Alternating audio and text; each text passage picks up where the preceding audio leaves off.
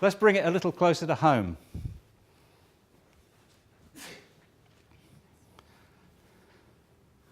And here's a guy who you might find as a client. He's working 16 hours a day to keep the business running. He'll catch up with the paperwork at the weekend.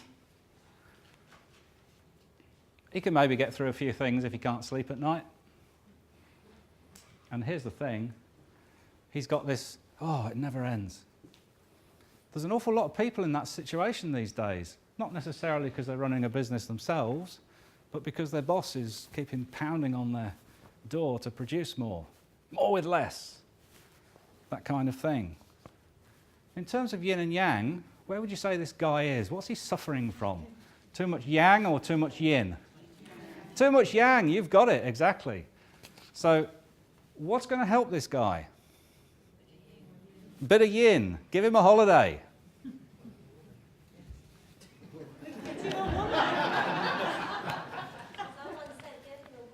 Get him a woman. And that is so true, isn't it?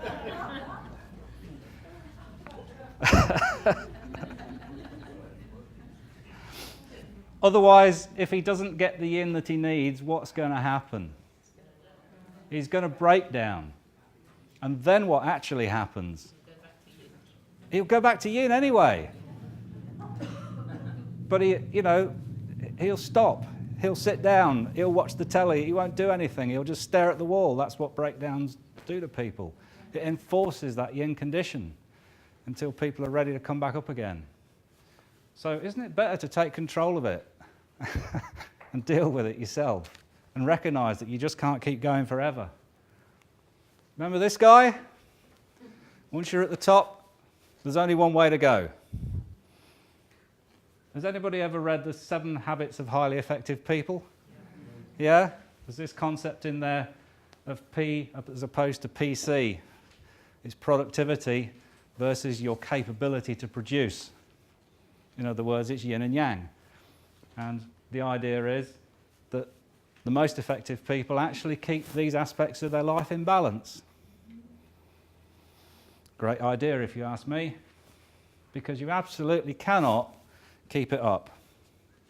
No matter who you are or what you're doing, you cannot keep that yang thing going forever.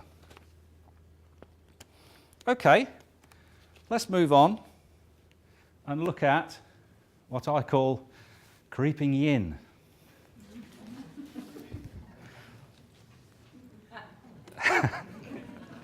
This is basically what happens.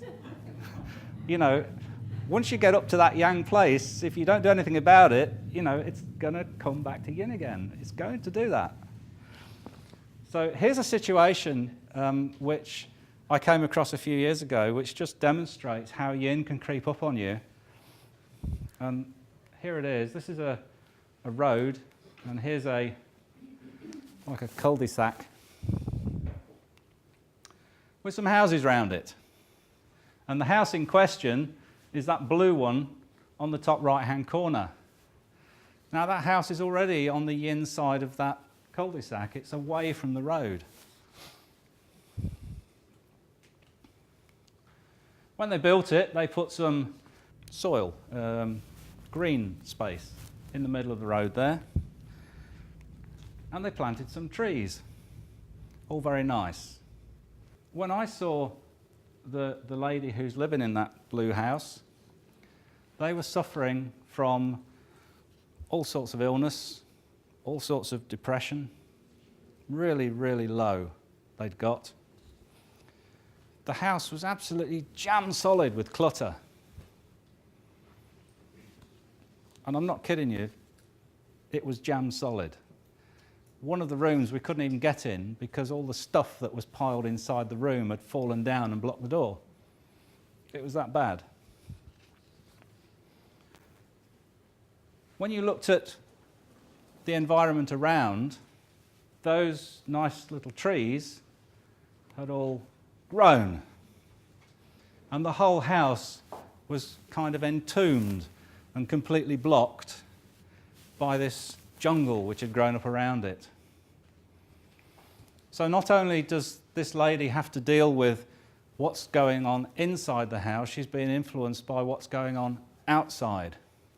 The trouble is, she's got absolutely no control on what happens outside because it's not her property. And as the comment you made earlier, there's only really one way out. That's to move. Yes, you can look at trying to clean things up, but this poor lady was in such a low space that really there was only one way for her to go up no matter what she did. It was just a question of making a start. So you've got to watch out for creeping yin. Keep the maintenance good. Remember, 72% of people I mentioned earlier who have problems have got maintenance issues around them. Okay. Adjusting the balance. Balance was a word that came out earlier.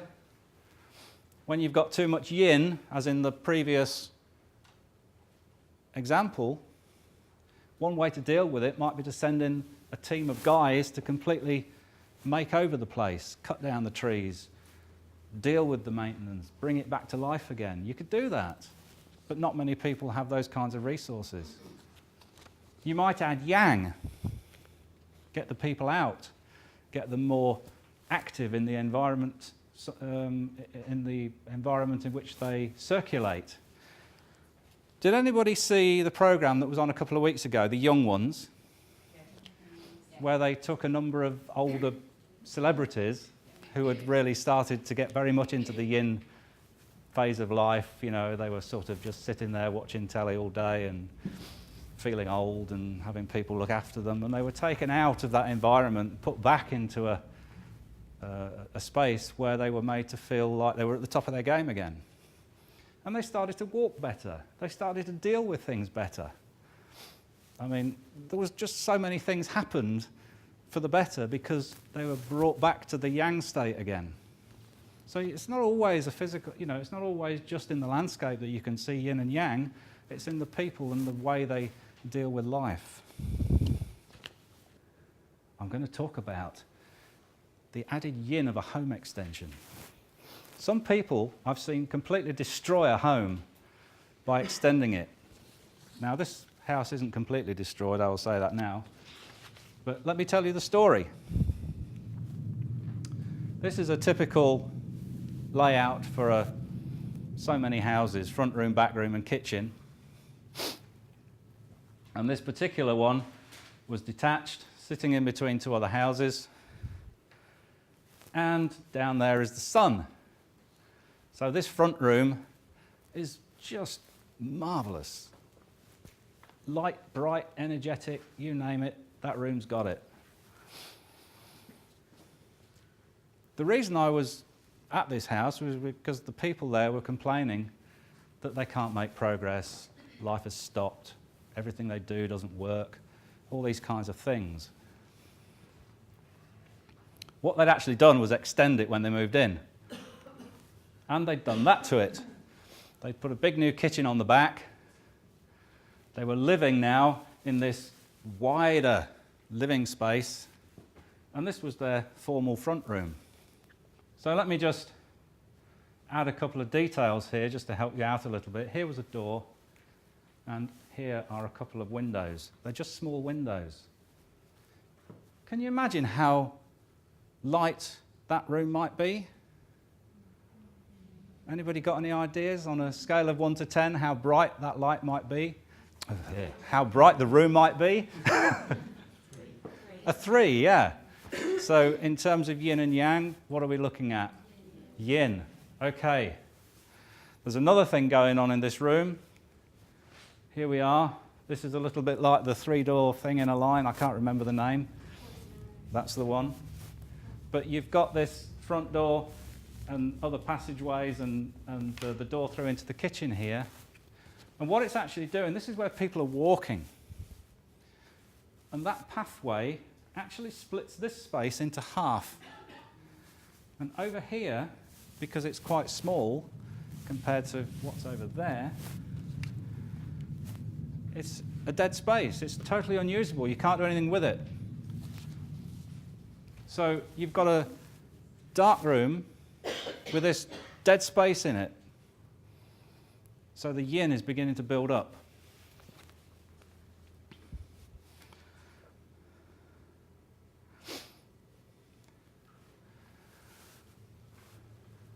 What the folks were doing actually was just sitting on a line of chairs at one side of the room, staring at the TV. There was no real activity in that room at all. So, can anybody suggest what the best solution for these people might be? Take down the wall, okay, that's one. Move into the front. Absolutely, they've been living in the dark for 10, 15 years or whatever. And if you live in the dark, it just gets to you in the end. It's too yin.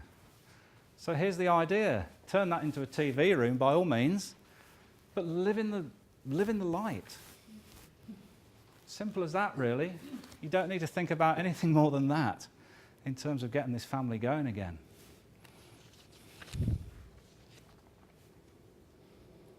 Here we go. Yin and Yang in the latest technology. Anybody recognise that? Actually, it's the corner of the Feng Shui Society logo. But here we go, it's yin and yang, that's it. That's what drives the modern world still, it's yin and yang.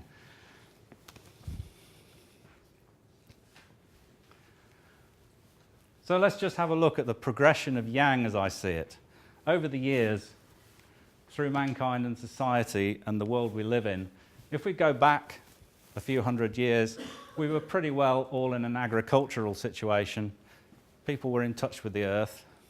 And then we got the Industrial Revolution and life changed.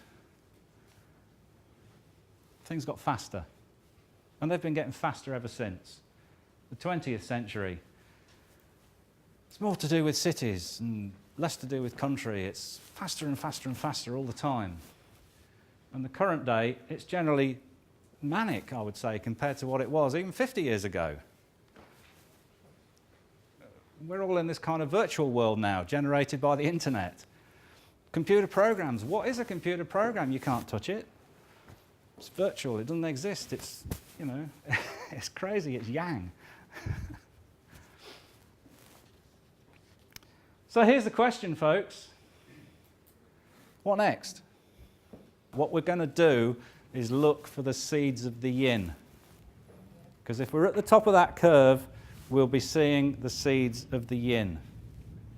Okay? So let me describe a few as I see it. Depression is on the rise. We've got more depression now than we've ever had before. More antidepressants being prescribed than ever before, especially in children. We've got obesity. Obesity, overweight. It's flab. It's idleness. It's lethargic. It's all of these kinds of things. It's yin. The green movement. The idea that we've actually got to care for the planet now. And there's another interesting one that I spotted the other day, is that a lot of wealthy people, the Bill Gateses of the world, for example, are choosing to disperse their money rather than to retain it for their family. So I think, yes, we're at the top. And I think society will change. Don't know how. It'll be interesting to see. So there we are. The question, what is yin and yang? I hope I've introduced you to a few of the concepts that lie within this subject. And why should we care? Because actually, you can apply these ideas to life every day. It's a really interesting way to add another dimension to the way you look at the world. So there we are. If there's any questions, be happy to answer, or come and chat to you during the conference.